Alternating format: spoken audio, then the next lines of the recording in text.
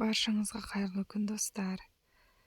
Бүгін сіздермен осындай жұмсақ творог қосылған ватрушки жасайтын боламыз. Өте дәмді әрі жұмсақ болады. Қанекей бірге дайындайық. Ең алдымен қамырын дайындаймыз. Ол үшін жылы сүтімізді алып, оған қантымызды, дрожжымызды салып, араластырып аламыз. Араластырып алғаннан кейін тұзымызды салып, тағы да араластырып аламыз. Енді жұмыртқаны және де сұйық майды құйып араластырасыздар. Енді ұнды аз-аздан сала отырып, жұмсақ етіп қамыр илейсіздер. Осылай. Енді жұмсақ қамыр илейміз. Бұл қамыр дайын болды, илеп, міне осындай жұмсақ болып шығады. Енді оны әбден жақсылап көтерілгенше 1,5 сағаттай орап қоясыздар, бетін жауып. Міне осындай әдемі болып көтеріліп шықты. Енді бұл қамырды бір-бір басып аласыздар да. Одан кейін барып домалақ формаға келтіріп, формаға орналастырасыздар. Өлшеп салсаңыздар да болады.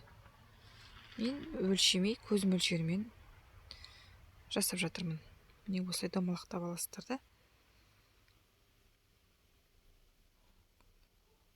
Қоя бересіздер. Бұл домалақтап жасағаннан кейін тағы да 20 минуттай көтерілгенше қоясыздар, бетін жауып.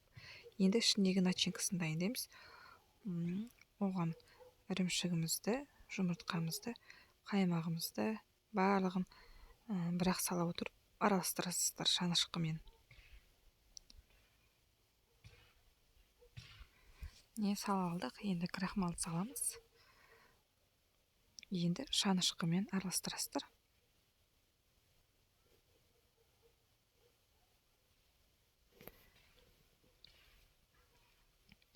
Осындай масса пайда болды.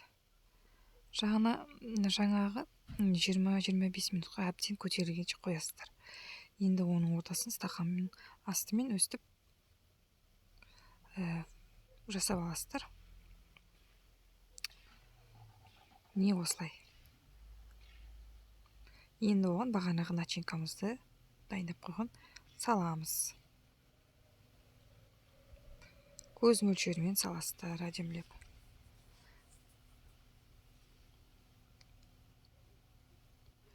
Не осылай салып шығамыз.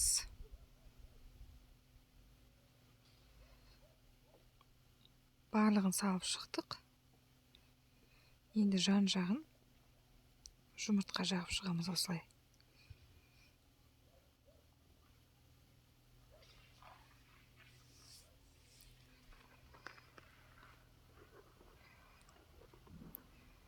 Енді мен әсемдік үшін осылай малина мен смородина пайдаландым. Ол міндетті емес. Мен өзім оформление ретінде жай қолданып жатырмын осылай. Әрі ерекше дәм береді. Міне осылай 180 градуста қызарғанша пісіріп аласыздар, ас болсын.